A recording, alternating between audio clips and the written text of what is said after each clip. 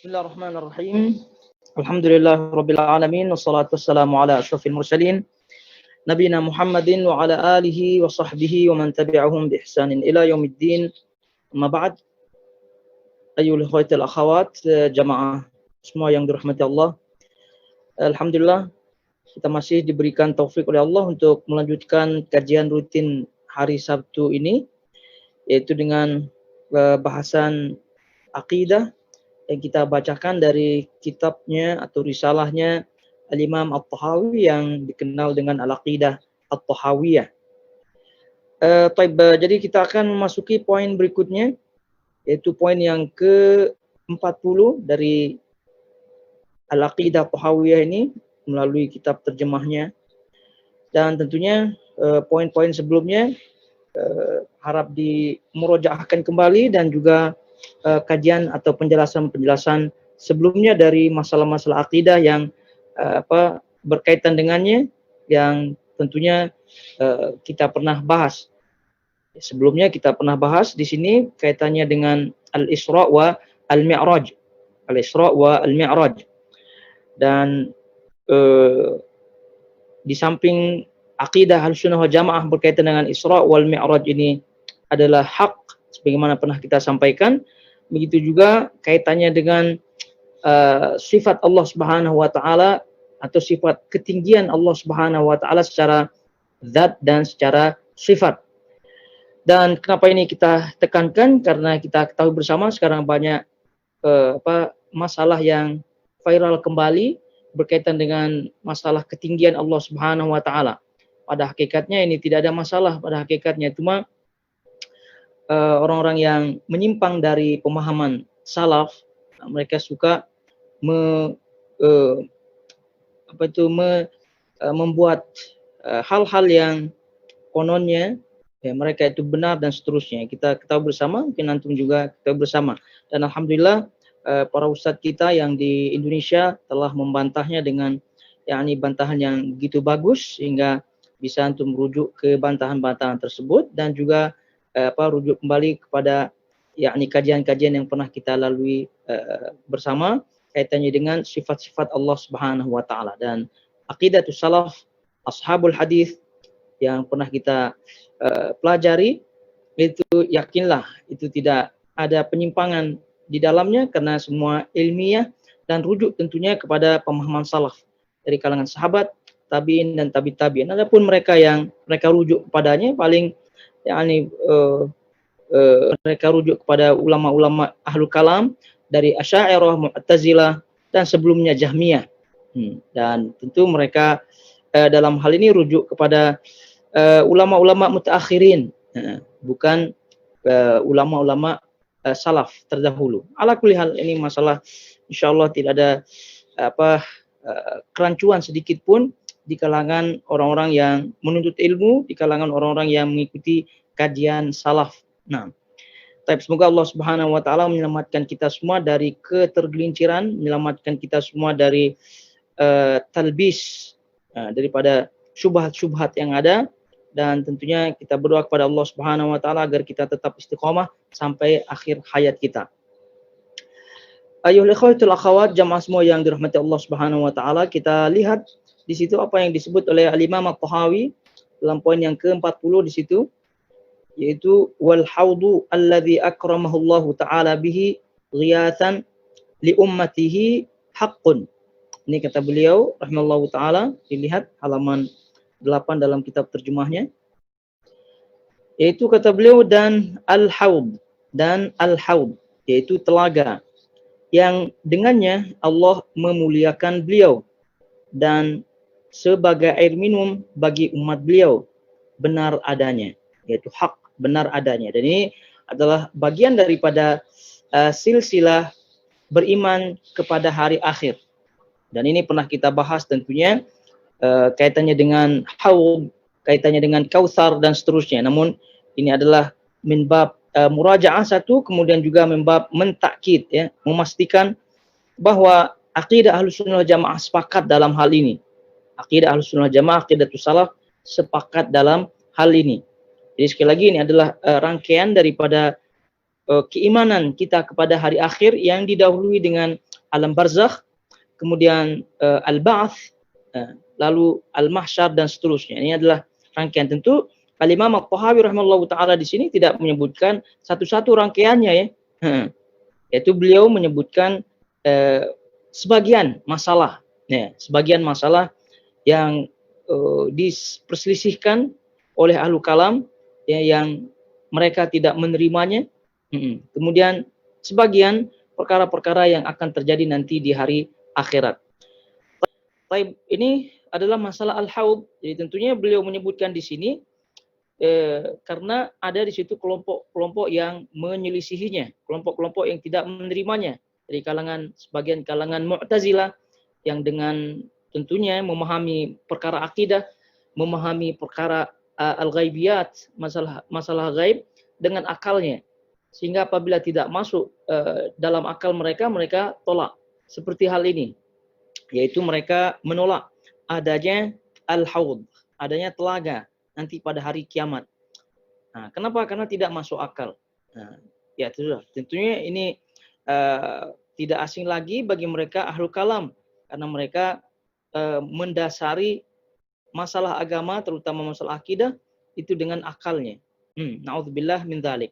Baik itu akidah Ahlus Sunnah Jamaah, aqidatus salaf dalam hal ini sepakat sebagaimana yang disebutkan para ulama bahwa masalah telaga ini tidak ada perbedaan di antara para ulama, bahwa memang benar adanya telaga atau sungai bagi Nabi Shallallahu Alaihi Wasallam nanti pada hari kiamat.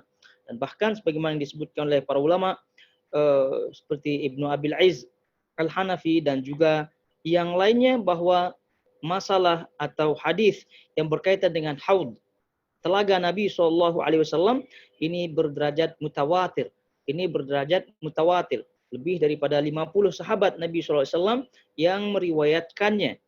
Lebih daripada 50 sahabat Nabi SAW yang meriwayatkannya. Bahwasanya kalau demikian maka tidak ada celah untuk ragu bahwa haud, telaga Nabi SAW ini akan ada, benar adanya. Sehingga sekarang bagaimana kita sebagai umat Nabi SAW itu bisa meminum dari telaga beliau Shallallahu Alaihi Wasallam. Karena sebelum kita berupaya semaksimal mungkin untuk meminum daripada haud Nabi SAW, itu keimanan kepada haud atau keimanan adanya haud Nabi SAW atau telaga Nabi SAW ini harus menancap dalam hati kita. Karena apabila kita tidak mengimaninya, bagaimana mungkin kita akan semangat untuk berupaya mendapatkan kesempatan untuk meminum di dalamnya? Tidak mungkin. Jadi oleh karena itu Ibnu Abdul Bar rahimahullahu taala dalam salah satu ucapannya beliau mengatakan bahwasanya semoga Allah tidak memberikan minum bagi mereka-mereka yang tidak meyakini adanya haud atau orang-orang yang mengingkari haud. Karena nanti kita akan bacakan dan juga kita pernah lalui bahwasanya ada di antara umat Nabi Shallallahu Alaihi Wasallam, yaitu di kalangan kaum muslimin, yang tidak diberikan kesempatan atau dilarang, bahkan dihalau oleh Allah Subhanahu Wa Taala dari meminum air haud Nabi Shallallahu Alaihi Wasallam. Naudzubillah min dzalik. Nah, jadi sekali lagi keimanan kita terhadap haud Nabi Shallallahu Alaihi Wasallam ini mendorong kita, memberikan semangat bagi kita untuk bersemangat dan berupaya semaksimal mungkin untuk meminum dari air telaga Nabi Shallallahu Alaihi Wasallam. Nah, jadi kita ketahui bersama bahwa akidah Ahlus Sunnah wal Jamaah itu meyakini adanya haudun Nabi Shallallahu Alaihi Wasallam, tidak seperti Mu'tazilah, kemudian juga sebagian kelompok ahlul kalam yang lain dari kalangan Syiah dan seterusnya yang memahami adanya haud dengan pemahaman yang keliru, pemahaman yang salah sesuai dengan keyakinannya. Syiah Rafidhah terutama, mereka mengatakan bahwasanya haudun Nabi SAW ada, tapi yang akan meminumnya hanyalah orang-orang Syiah. Dan yang akan tertolak adalah orang-orang yang tidak bersama Syiah. Yani sahabat-sahabat Nabi SAW yang dikafirkan olehnya, itu tidak akan minum dari telaga Nabi SAW. Na'udzubillah min dzalik. Ini tentu pemahaman yang dipaksakan sesuai dengan keyakinan madhab dan akidah mereka. Baik, adapun haudun Nabi sallallahu alaihi wasallam sebagaimana yang disebutkan oleh para ulama, yaitu tentu berdasarkan Al-Quran dan As-Sunnah. Atau sebelumnya kita melihat haud, ya, haud itu sendiri maknanya adalah tempat penampungan air atau tempat berkumpulnya air. Itu makna al-haud dari segi bahasa. Atau bahasa kita kolam atau telaga, gitu ya. Majma' al-ma, yaitu tempat berkumpulnya air. Itu dari segi bahasa. Adapun dari segi istilah, sebagaimana disebutkan oleh para ulama, adalah haudur Rasul sallallahu alaihi wasallam al-maurud fi arasat yaumal qiyamah. Jadi haudur Rasul itu haud telaga Rasulullah SAW yang ada di arasat yaumal qiyamah, itu padang mahsyar. Yaitu arasat, di situ tempat yang luas. Arasat maknanya adalah tempat yang luas, padang, di mana di situ akan adanya hisab, kemudian mahsyar dan seterusnya. Itu makna arasat. Jadi disitulah tempat haud ar-Rasul sallallahu alaihi wasallam. Nah, ini haud dari segi syara'. Dan tentunya yang pernah kita bahas berkaitan dengan masalah ini, itu ada perbedaan di situ antara haud dengan al-kautsar.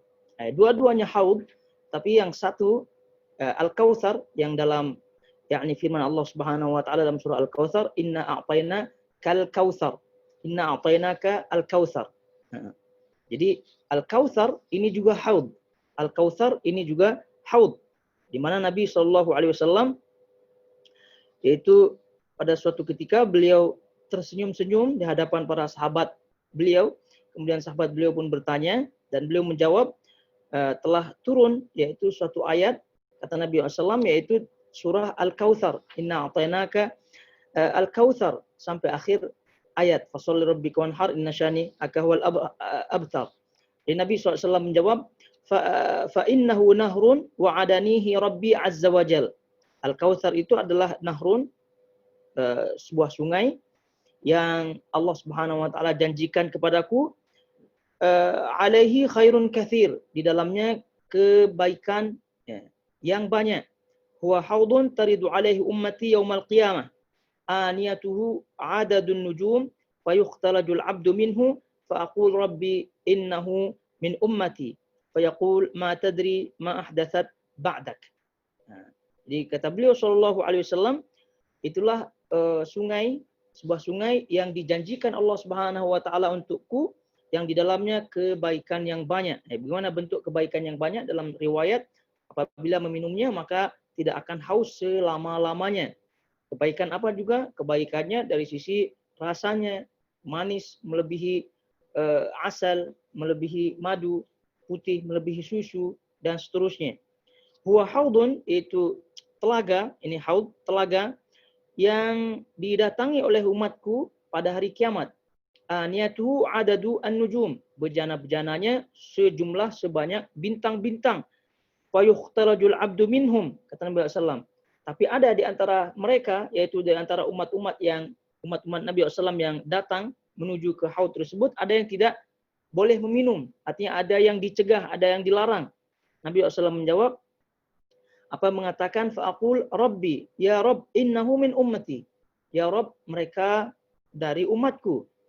Allah Subhanahu wa taala mengatakan, ma tadri ma ahdathat ba'dak.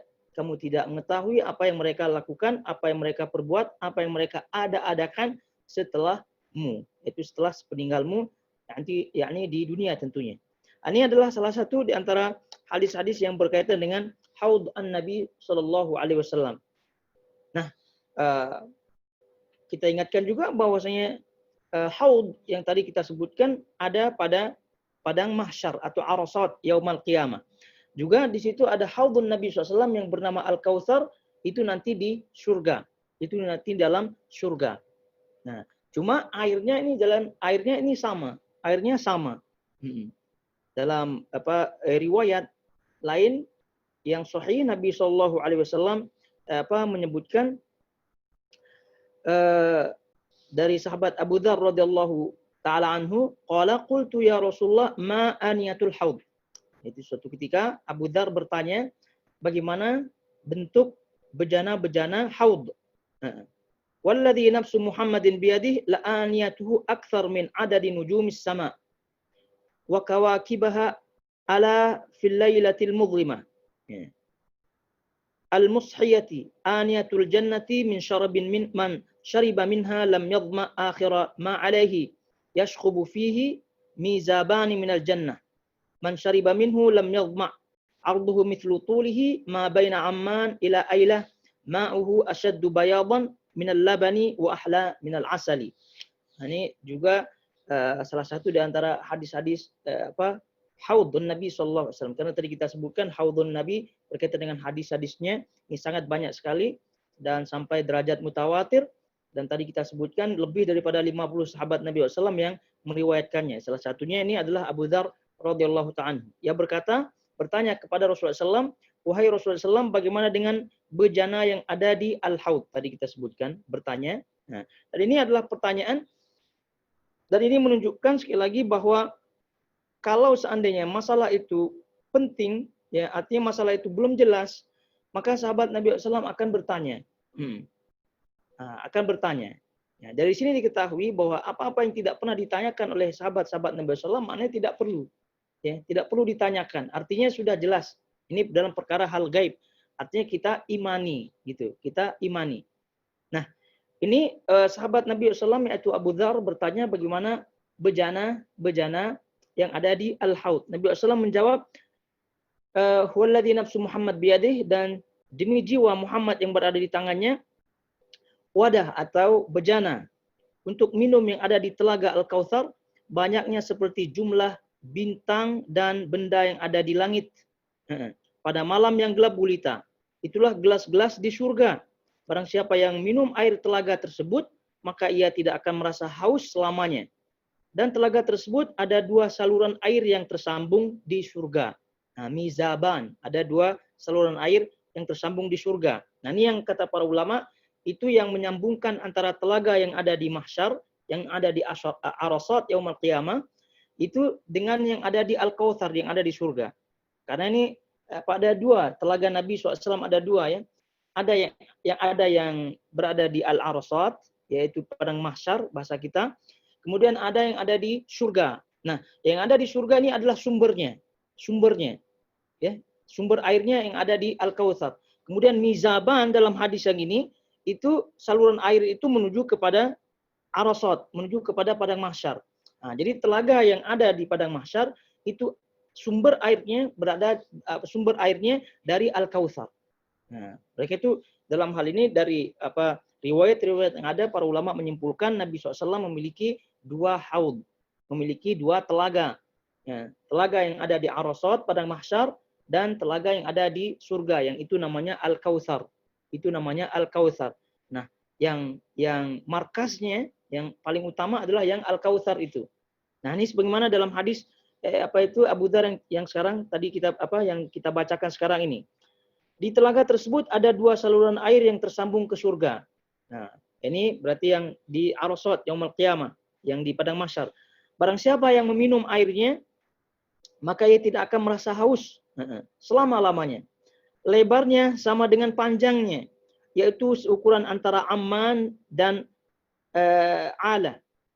Airnya lebih putih daripada susu dan rasanya lebih manis daripada manis madu. Nah, ini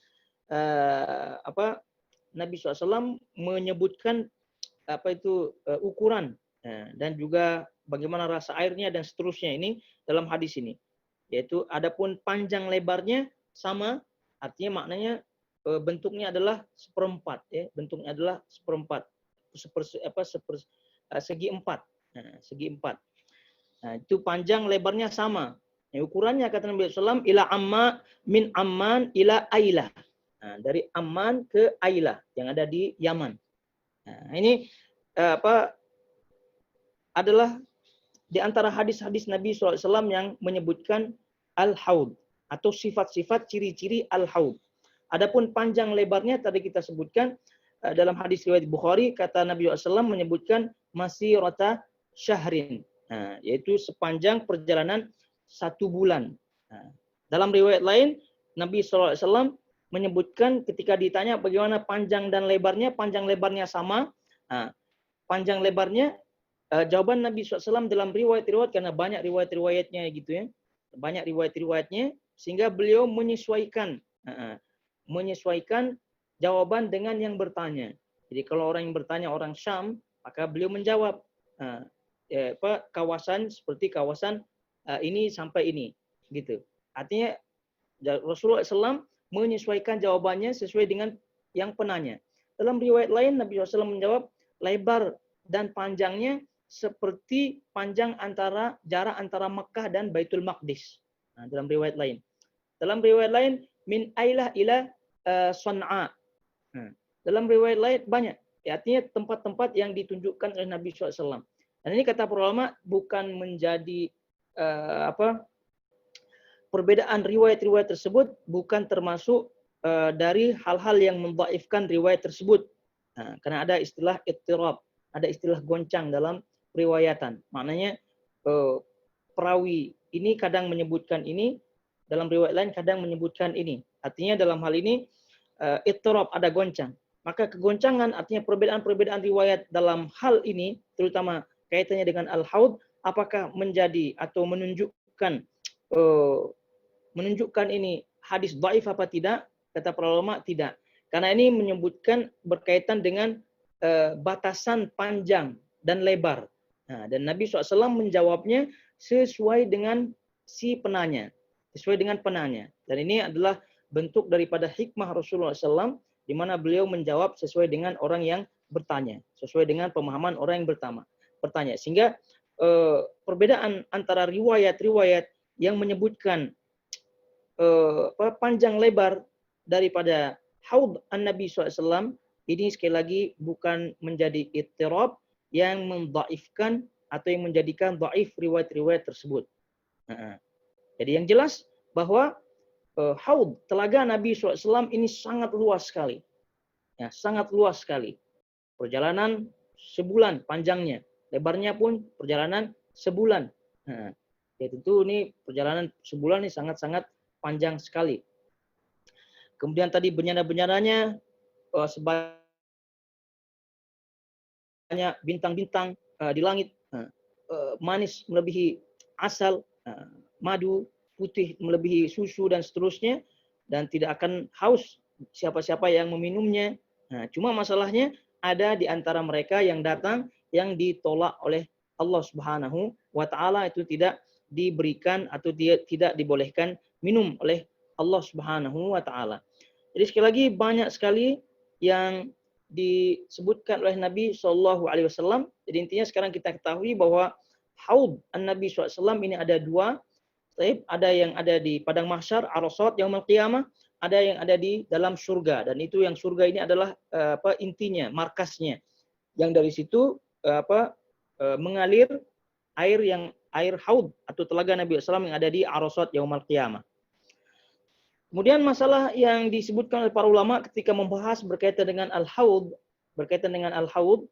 ini apakah al-haud ini sebelum mizan, sebelum timbangan apa tidak? Jadi para ulama khilaf di sini, para ulama Ahlus Sunnah Jamaah khilaf, apakah haud Nabi SAW ini sebelum mizan, timbangan apa tidak? Namun yang sahih, wallahu taala alam, pendapat yang mengatakan bahwasanya haud itu sebelum al-mizan. Haud itu sebelum al-mizan.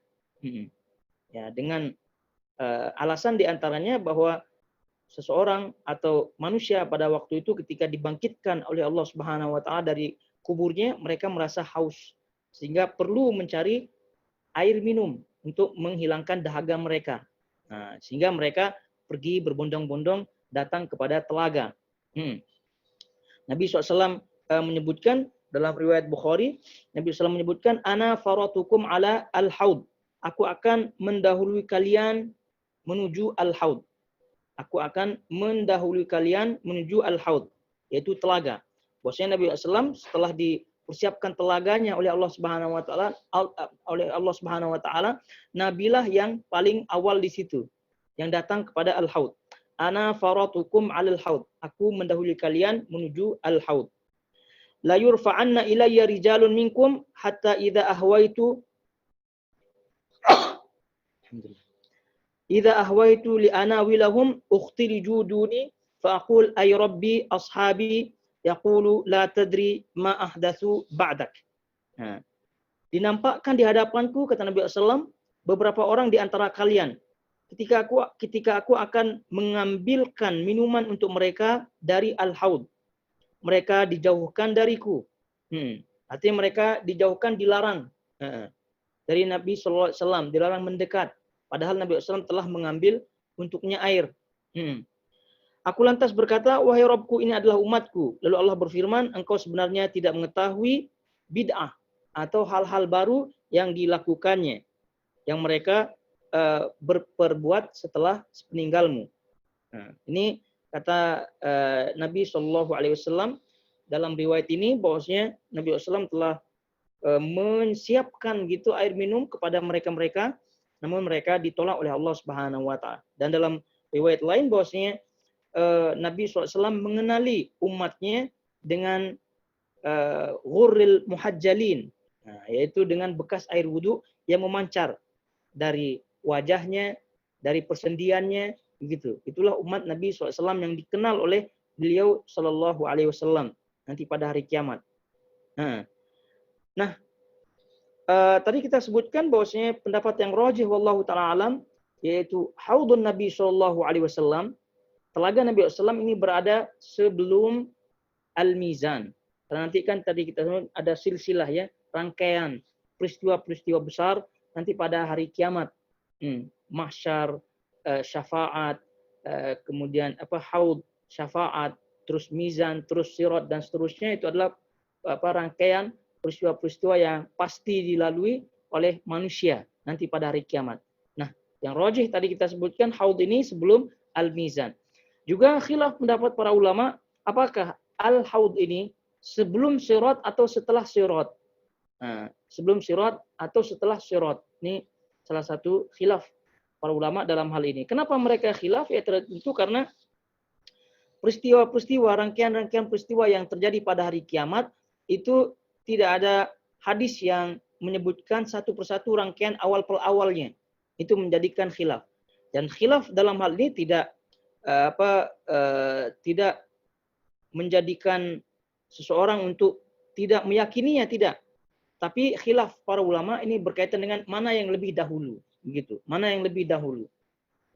Dan ini tidak la yadur ya, khilaf hada la yadur. Jadi tidak memudaratkan, maksudnya tidak menjadi celah dan seterusnya. Tidak dikatakan bahwasanya Ahlussunnah berselisih paham atau khilaf dalam masalah akidah. Tidak. Bukan ini. Nah, karena mereka sepakat bahwasanya haud ini ada, itu sirat itu ada, mizan itu ada, gitu syafaat itu ada, neraka ada, surga ada, kebangkitan ada, semua itu sepakat. Nah, namun sekarang masalahnya mana yang lebih dahulu, gitu. Mana yang lebih dahulu? Apakah ini atau ini? Apakah datang setelah ini dan setelah itu? Sama juga dengan masalah tanda-tanda hari kiamat, tanda-tanda besar hari kiamat. Tidak ada tanda-tanda besar hari kiamat dalam hadis Nabi SAW yang menyebutkan urutan satu persatu. Ini setelah ini setelah ini, tidak ada. Oleh karena itu khilaf para ulama di situ, mana yang terlebih dahulu, apakah ini, apakah itu. Ini adalah khilaf yang tentu diterima, khilaf yang diterima. Namun ada di situ setiap khilaf ya pasti ada di situ pendapat yang lebih kuat, pendapat yang kita pilih dan seterusnya. Namun intinya masalah utamanya adalah masalah inti. Itu tetap kita pegang. Misal sekarang al-haud. Ini al-haud adalah masalah intinya adalah kita yakini haud itu ada. Apakah setelah mizan, apakah sebelum mizan, apakah sebelum sirat, apakah setelah sirat, itu bukan urusan.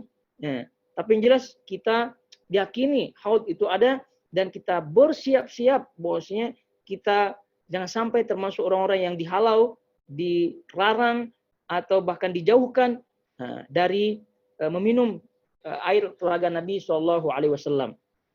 Karena ini pasti akan ada orang yang dihalau oleh Allah Subhanahu wa taala dari minum air telaga Nabi SAW ini. Itu yang paling penting. Itu yang paling penting.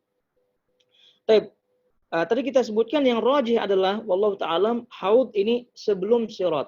Haud ini sebelum sirat. Ini kalau udah sebelum mizan, maknanya sebelum sirat ini. Dan ini adalah pendapat yang rajih. Wallahu ta'ala alam.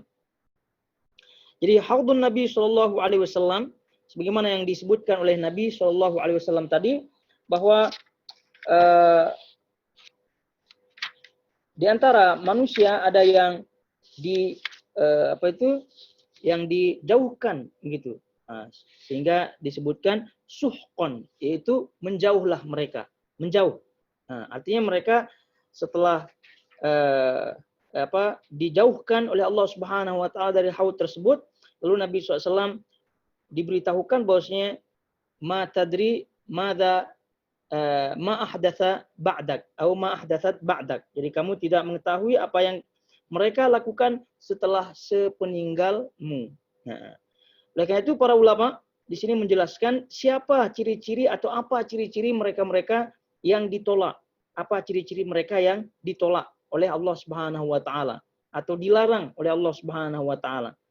Jadi kita bacakan apa yang disebutkan oleh Al-Imam Al-Qurtubi rahimahullahu taala dalam kitabnya At-Tadhkirah berkaitan dengan hal ini. Kata beliau rahimahullahu taala menjelaskan ciri-ciri atau siapa-siapa mereka-mereka yang dilarang atau dijauhkan oleh Allah Subhanahu wa taala dari meminum air haudun Nabi SAW. Siapa mereka? Kata beliau, berdasarkan hadis tersebut, tentunya ini adalah syarah beliau. Fakullu man irtadda an dinillah. Pertama, siapa saja yang murtad dari agama Allah. Murtad dari Islam. Berarti ini kita tahu satu yang murtad. Kemudian yang kedua, au ahdatsa fihi ma la yardahullah, atau membuat hal-hal ajaran baru yang tidak diridhoi oleh Allah. Nah, ini yang kedua berarti orang-orang yang ahli bid'ah, yang membuat ajaran-ajaran baru, syariat-syariat baru, yang tidak diridhoi oleh Allah. Jadi, au ahdatsa fihi ma la yardahullah wa lam ya'dzan bihi, yang tidak diridhoi oleh Allah dan tidak diizinkan oleh Allah, sama. Fahuwa minal matrudin 'anil haud, dan mereka lah orang-orang yang ditolak, yang dihalau dari haud Nabi SAW. Al-mub'idin anhu, yang jauh darinya. Wa ashadduhum tardan man khalafa jama'atul muslimin. Wa ashadduhum tardan man khalafa jama'atul muslimin wa faraqa sabilahum. Dan orang-orang yang sangat-sangat dihalau gitu ya dari meminum air telaga Nabi SAW adalah mereka-mereka yang menyelisihi jamaah kaum muslimin dan memecah belah persatuan mereka. Menyelisihi jamaah kaum muslimin dan memecah belah persatuan barisan mereka. Seperti kata beliau, al-khawarij ala ikhtilafi firaqiha, seperti khawarij dengan sekte-sekte mereka, dengan kelompok mereka, sekte-sekte, karena kita tahu khawarij itu banyak sekte-sekte di situ. Kemudian warrawafid ala tabayuni dalaliha, juga kelompok rawafid, Syiah Rafidah dengan berbagai macam-macamnya. Wal Mu'tazilah ala asnafi ahwaiha, dan juga kelompok Mu'tazilah dengan macam-macamnya. Fahaula kulluhum mubaddalun. Mereka semua itu Khawarij, Syiah, Mu'tazilah, kulluhum, kata beliau, semua mereka mubaddalun, mereka merubah syariat. Wa kadzalika adh-dhalamah al-musrifun fil jawri wadh-dhalam, fil dhulm wat tatmis al-haqq wa qatl ahli wa idlalihim wal mal'unun bil kabair. Juga orang-orang yang zalim, orang-orang yang zalim, yang menghapus kebenaran, membunuh orang-orang yang benar, merendahkan, menghinakan mereka. Nah, ini juga. Jadi orang-orang yang zalim, biasanya ini dari pemerintah, pemimpin, orang-orang yang besar, orang-orang yang kuat, gitu. Wal mal'unun bil kabair al-mustakhfuna bil ma'asi wa jama'atu ahli zaghi wal ahwa'i wal bid'ah. Dan juga orang-orang yang dilaknat karena melakukan dosa-dosa besar. Kemudian juga meringan-ringankan maksiat. Juga mereka jamaah ahluz zaid, orang-orang atau kelompok-kelompok yang terpesong ya, wal ahwa, mereka-mereka yang mengikuti hawa nafsu, wal bid'ah, dan mereka-mereka yang mengikuti bid'ah. Yaitu ahli bid'ah. Ini yang disebutkan oleh Al-Imam Al-Qurtubi rahimahullah taala, bisa kita simpulkan bahwa mereka-mereka yang murtad satu, kemudian mereka-mereka yang membuat perkara bid'ah, dari golongan Khawarij, Syiah, Mu'tazilah, kemudian orang-orang yang zalim, orang-orang yang berbuat dosa besar, orang-orang yang meringan-ringankan dosa, dan sekaligus orang-orang yang mengikuti hawa nafsu, condong kepada hawa nafsu, kepada bid'ah dan seterusnya. Nah, ini ciri-ciri yang disebutkan oleh Al-Imam Al-Qurtubi rahimahullahu taala dalam syarahnya, dengan ketika mensyarah hadis-hadis yang berkaitan dengan orang-orang yang dicegah, dilarang meminum dari haud an-Nabi sallallahu alaihi wasallam. Oleh karena itu para ulama menyebutkan semua yang murtad itu termasuk orang yang dicegah, semua orang munafik termasuk yang dicegah, orang yang dosa besar juga demikian, orang pelaku ahli bid'ah pun demikian, dan seterusnya. Ini pendapat-pendapat yang ada. Kemudian kata beliau rahimahullahu taala, yakni kita lengkapi ucapan beliau Al-Imam Al-Qurtubi, kata beliau, "Tsumma al-bu'du qad yakunu fi halin wa yuqarribuna ba'da al-maghfirah in kana at-tabdil fil a'mal wa lam yakun fil aqaid. Wa 'ala hadha at-taqdir yakunu nurul wudu' ya'rifuna bihi thumma yuqal lahum suhqan." Jadi kata beliau Al-Imam Al-Qurtubi dalam syarahnya, al-bu'du yaitu dihalaunya seseorang itu mungkin terjadi pada satu keadaan. Nah, mereka akan mereka akan diberikan kesempatan untuk minum setelah mereka mendapatkan maghfirah. Artinya mungkin saja mereka mendapatkan maghfirah, pengampunan dari Allah Subhanahu wa taala, dengan syarat kata beliau hal-hal yang dilakukan atau at-tabdil, yaitu perubahan-perubahan, hal-hal yang dilakukan. Bid'ahnya itu berkaitan dengan bid'ah al-amal, bukan bid'ah al-aqaid, bukan bid'ah dalam bidang akidah. Ini tentu pendapat beliau rahimahullahu taala. Oleh karena itu dalam hal ini kata beliau, takaran atau kadar air wudhu seseorang itu berdasarkan hal ini, berdasarkan sejauh mana maghfirah, ridha Allah Subhanahu wa taala didapatkan. Kemudian baru setelah itu, setelah tidak air wudhunya tidak ada lagi, atau pancaran sinar air wudhunya tidak ada, baru tsumma yuqal lahum suhqan. Baru setelah itu mereka dihalau, menjauh. Jadi ini yang beliau sebutkan. Jadi kalau melihat apa yang disebutkan oleh Imam Al-Qurtubi, bahwa mereka-mereka yang dijauhkan itu kemungkinan ada gitu peluang untuk meminum lagi, dengan tentunya setelah mendapatkan maghfirah dari Allah Subhanahu wa taala. Ala kulli hal, ini syarahan beliau, namun kita sebagai seorang muslim, sebagai seorang mukmin, hendaknya kita betul-betul maksimal untuk mendapatkan peluang meminum daripada haudun Nabi sallallahu alaihi wasallam. Dengan tentu bagaimana caranya? Ya, caranya adalah satu, beriman. Yang paling pertama, beriman kepada Allah Subhanahu wa taala tentang seluruh syariat Allah Subhanahu wa taala, dalam hal ini terkhusus al-haud an-Nabi sallallahu alaihi wasallam. Kemudian juga salah satu di antara caranya adalah betul-betul memegang sunnah Nabi sallallahu alaihi wasallam, berpegang teguh kepada sunnah Nabi sallallahu alaihi wasallam, membela sunnah Nabi sallallahu alaihi wasallam. Ya, tentu yang paling selamat dalam hal ini adalah manhaj salaf, metode beragama, memahami agama dengan pemahaman salaf. Maka kalau sudah pemahaman salaf, maka insyaallah taala akan memegang sunnah ini dengan pegangan yang kuat. Kemudian selanjutnya caranya adalah menjauhkan diri tentu dari dosa-dosa, baik yang kecil maupun yang besar. Kemudian menjauhkan diri daripada segala macam kezaliman yang pernah kita sebutkan pada pertemuan yang lalu berkaitan dengan al-baghi, al-baghyu, yaitu pada kajian hari Jumat kemarin. Kita sebutkan. Jadi kita hilangkan semua, kita berusaha menghilangkan membebaskan diri daripada seluruh macam kezaliman. Kemudian kita perbanyak wudu. Kita perbanyak wudhu kita. Kemudian jangan lupa kita sholat sunnah wudhu sebagaimana Bilal. Sebagaimana Bilal bin Rabah radhiyallahu ta'ala setiap kali selesai wudhu, beliau sholat wudhu.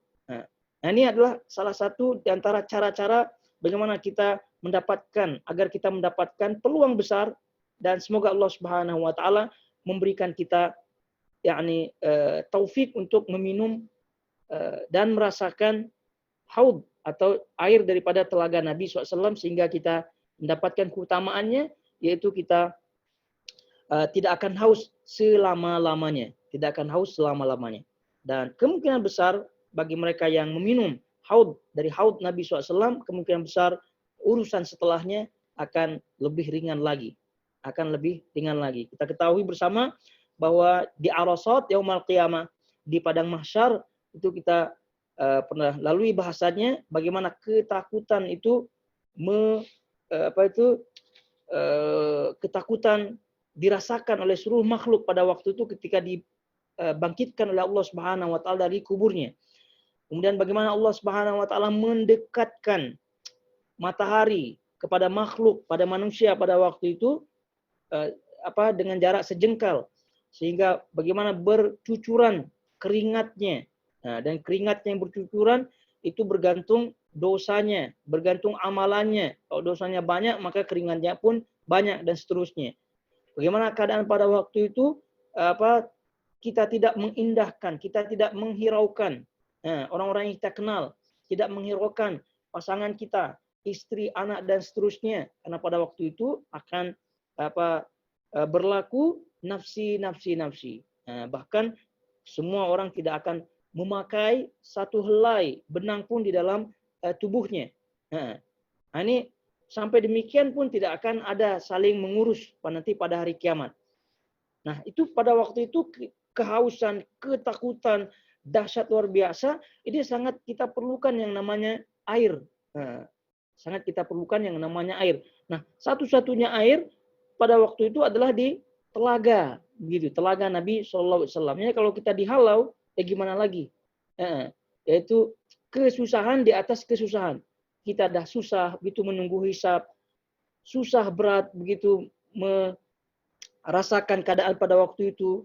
Lalu kita dihalau oleh Allah Subhanahu wa taala, tentu susah di atas susah. Itu sudah jatuh ketimpa tangga. Naudzubillah min dzalik. Dan juga ayyuhal ikhwatul akhwat, jamaah semua yang dirahmati Allah Subhanahu wa taala, bahwa yang masalah yang disebutkan oleh para ulama berkaitan dengan al-haud ini juga, apakah haud an-Nabi sallallahu alaihi wasallam ini khusus untuk beliau sallallahu alaihi wasallam apa tidak? Ini masalah yang disebutkan oleh para ulama dalam ketika menyebutkan telaga Nabi sallallahu alaihi wasallam. Nah, khilaf para ulama apakah haud an-Nabi sallallahu alaihi wasallam ini khusus untuk beliau apa tidak? Berdasarkan sahih atau tidaknya riwayat yang ada dalam hal ini. Jadi bagi mereka yang mensahihkan riwayat-riwayat yang berkaitan dengan ini, maka mereka mengatakan haud Nabi SAW itu tidak khusus bagi beliau. Riwayat yang dimaksud adalah riwayat Nabi SAW menyebutkan likulli nabiyyin haud. Jadi inna likulli nabiyyin haudan. Jadi setiap nabi itu memiliki haud. Jadi setiap nabi, kata Nabi SAW dalam riwayat ini, itu memiliki haud. Masing-masing nabi memiliki telaga. Dan mereka saling membanggakan. Siapa di antara mereka yang paling banyak orang yang meminumnya. Dan kata beliau SAW dalam riwayat ini, aku mengharapkan telagakulah yang paling banyak orang yang meminumnya. Nah, ini hadis yang diperselisihkan oleh para ulama. Nah, Syekh Al-Albani rahimahullahu ta'ala mensahihkan hadis ini. Jadi oleh karena itu, bagi yang mensahihkan maka mengatakan bahwa haud an-Nabi SAW, maksudnya yang kita bahas di sini haud yang ada di Arasat, yang ada di padang mahsyar. Kalau yang haud, yang telaga Al-Kautsar yang ada di surga, maka ini sepakat para ulama bahwasanya ini adalah kekhususan Nabi SAW. Tidak ada nabi-nabi lain yang memiliki Al-Kautsar. Nabi SAW dikhususkan oleh Allah Subhanahu wa taala memiliki Al-Kautsar di dalam surga, di surga. Ini yang kita bahas adalah haud yang ada di Arasat, yang ada di padang mahsyar. Nah, ini tadi khilaf para ulama berkaitan dengan apakah Nabi SAW sendiri yang memilikinya atau tidak. Ini berdasarkan riwayat yang tadi kita sebutkan, bahwa Nabi SAW menyebutkan setiap Nabi memiliki telaga dan mereka saling membanggakan siapa yang paling banyak orang yang meminumnya. Aku harapkan telaga pula yang paling banyak orang yang meminumnya. Nah ini di bagi yang mensahihkannya menyebutkan bahwa telaga yang ada di padang mahsyar itu tidak termasuk kekhususan Nabi. Kenapa? Karena nabi-nabi lain pun memiliki haud. Ya. Tapi bagi yang mendhaifkan riwayatnya mengatakan bahwa kekhususan Nabi SAW. Dan ini tentu tidak memudaratkan, ya, tidak memudaratkan bagi kita. Jadi kita mau sahihkan atau tidak hadisnya gitu, atau kita mau pilih ini dan itu pendapatnya tidak ada masalah. Yang jadi masalah inti adalah Nabi SAW tetap memiliki haud dan kita adalah umat Nabi SAW. Jadi umat-umat lain bukan menjadi urusan kita. Jadi yang menjadi urusan adalah kita fokus bagaimana kita ini sekarang setelah kita imani dengan benar-benar keimanan, maka bagaimana kita fokus mendapatkan kesempatan untuk minum dan merasakan air haud Nabi SAW ini dengan cara yang tadi kita sebutkan, iman kepadanya, memegang sunnah-sunnah Rasulullah SAW, mengamalkannya, membelanya, berada di manhaj salaf, kemudian menghindari kezaliman, menghindari maksiat yang besar maupun yang kecil. Kemudian tentu tidak kalah pentingnya kita senantiasa berdoa kepada Allah Subhanahu wa taala. Baik, ayyuhal ikhwatul akhwat rahimakumullah semuanya. Kiranya cukup berkaitan dengan al-haud ini. Intinya bahwasanya al-haud ini hak sebagaimana yang disebutkan oleh al-Imam At-Tahawi di sini. Kita ulangi bahwasanya beliau mengatakan dan al-haud itu telaga yang dengannya Allah memulihkan beliau dan sebagai air minum bagi umat beliau benar adanya. Nah, jadi itu janganlah kita sampai seperti orang-orang yang mengingkari naudzubillah min dzalik. Itu karena hadis-hadis yang berkaitan atau dalil-dalil yang berkaitan dengan ini kuat, baik dari Al-Quran maupun sunnah yang sampai derajat mutawatir, maka bagi mereka yang mengingkari adanya haud Nabi SAW nanti pada hari kiamat, maka para ulama menghukumi kafir. Menghukumnya kafir. Kenapa? Karena menolak nas, menolak dalil-dalil yang sahih. Nah, jadi semoga Allah Subhanahu wa taala, kita berdoa agar Allah Subhanahu wa taala memberikan kita kesempatan untuk meminum dari air telaga Nabi SAW. Kita tidak termasuk orang-orang yang dihalau, dicegah oleh Allah Subhanahu wa taala untuk meminum darinya.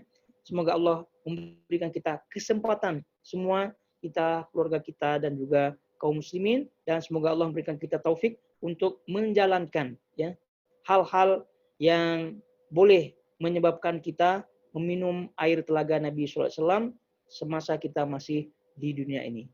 Nah, barakallahu fikum ayyuhal ikhwatul akhwat semuanya, jamaah semua yang dirahmati Allah Subhanahu wa taala. Sampai di sini kiranya.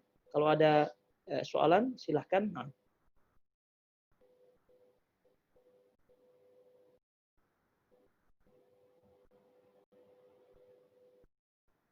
Ya, kalau berkaitan dengan doa, ya ini ada pertanyaannya. Wallahu ta'alamnya, silahkan yang doa. Jadi melihat atau rujuk kepada buku-buku doa yang ada yang sahih, tentu ya, yang ada di sahih di situ. Yang lebih mudahnya rujuk kepada buku wirid ya. Nah, doa dan wirid gitu yang bukunya Ustadz Yazid.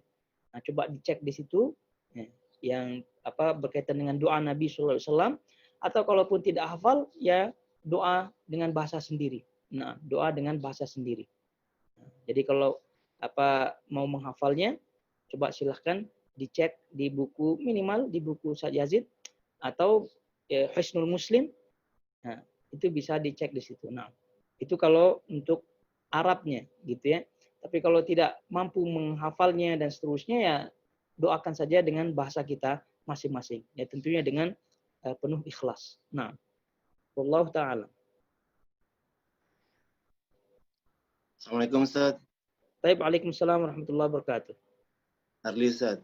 Ustaz, kalau misalnya di surga itu kan seseorang, misalnya dia pernah mengenal seseorang tapi tidak dijumpai dia bisa meminta syafaat kepada Allah untuk diangkat dari neraka. Nah, dalam hal ini untuk Al-Haud, apakah ada syafaat seperti itu, Ustaz? Wallahu ta'ala alam. Jadi sebagaimana yang tadi kita sebutkan, itu penjelasan daripada Al-Imam Al-Qurtubi bahwa orang-orang yang melakukan pelanggaran di dunia dengan membuat hal-hal yang baru, itu pada asalnya mereka yang itu adalah mereka ditolak ya, dihalau oleh Nabi SAW. Nah, tapi kata beliau kemungkinan besar kalau mendapatkan maghfirah dari Allah, mereka akan mendapatkan kesempatan untuk itu. Nah, tapi Allah alam, ini penjelasan beliau saja. Nah, apakah itu sahih apa tidak, ini wallahu alam. Nah, tapi yang jelas kalau kita melihat dalil-dalil yang ada, maka syafaat itu nanti pada saat berlaku di neraka dan juga di surga. Adapun di haud Nabi SAW, maka wallahu ta'ala belum ada syafaatnya. Nah, belum ada syafaatnya. Belum tidak disebutkan riwayat apakah kawan-kawan yang lain boleh mendapatkan syafaat. Dan bahkan Nabi SAW pun dalam zahir riwayatnya itu ketika menyebutkan ummati ummati. Nah, ya Rabbi innahu min ummati. Ya Allah, dia atau mereka termasuk umatku. Nah, tapi tetap dihalau juga. Ini menunjukkan bahwasanya syafaat Nabi SAW, artinya dengan ucapan beliau kepada Allah Subhanahu wa taala bahwa mereka adalah umatku pun tidak diterima. Ini menunjukkan bahwasanya wallahu ta'ala sepanjang riwayat-riwayat yang ada yang tidak ada menyebutkan syafaat untuk meminum haudun Nabi SAW, maka wallahu alam kita sebutkan tidak ada. Nah. Wallahu ta'ala alam.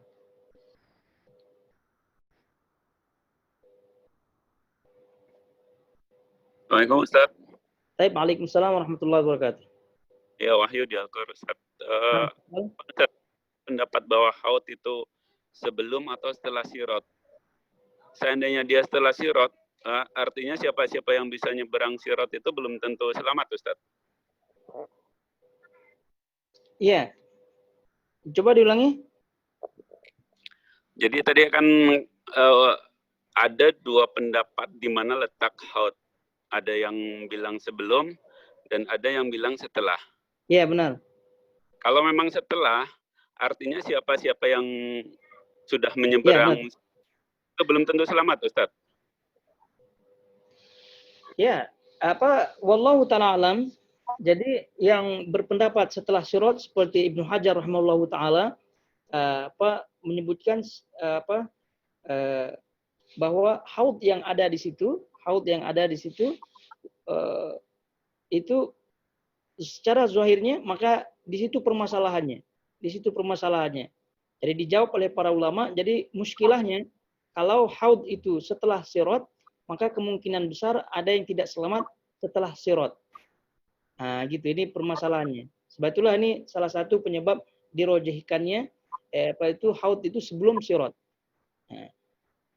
Tapi ada yang menyebutkan juga tidak adanya haud setelah sirat tidak menunjukkan orang-orang yang lepas atau orang-orang yang melampaui sirat, tidak menunjukkan mereka tidak selamat. Tidak menunjukkan mereka tidak selamat.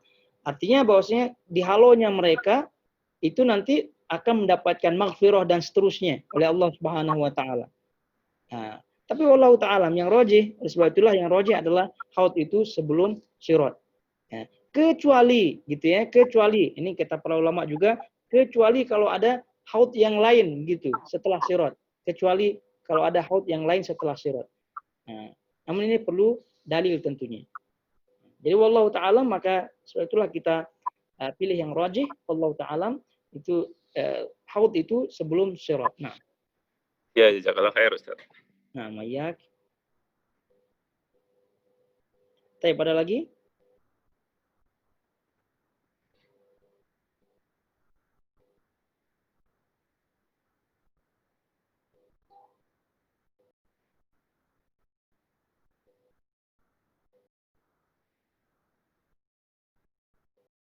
Baik.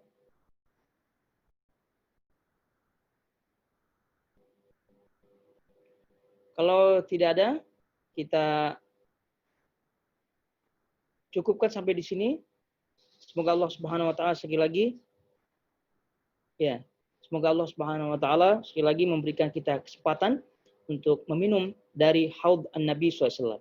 Nah, berkaitan dengan doa, maka ya silahkan berdoa dengan bahasa masing-masing, ya tentunya dengan penuh ikhlas. Nah, supaya Allah memberikan kita kesempatan untuk minum dari air haudun Nabi SAW. Ayo khawatul akhwat, jamaah semua yang dirahmati Allah Subhanahu wa taala, sampai di sini kiranya. Wa sallallahu ala nabiyina Muhammad wa ala alihi wasallam. Wassalamualaikum warahmatullahi wabarakatuh.